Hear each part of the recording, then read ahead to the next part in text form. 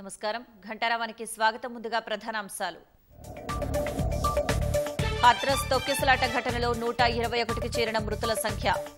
Satsang నిర్వాహకులపై FIR నమోదు.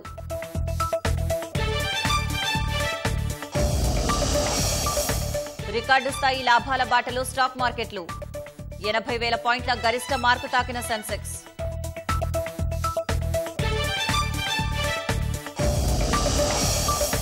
నేడు excise రిజిస్ట్రేషన్లు, ఇతర శాఖల రాబడులపై సమీక్ష.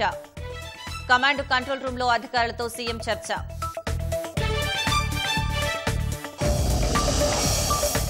ఖైదీలకు క్షమాభిక్ష ప్రసాదించిన ప్రభుత్వం. జైళ్ల నుంచి ఇవాళ 231 మంది విడుదల.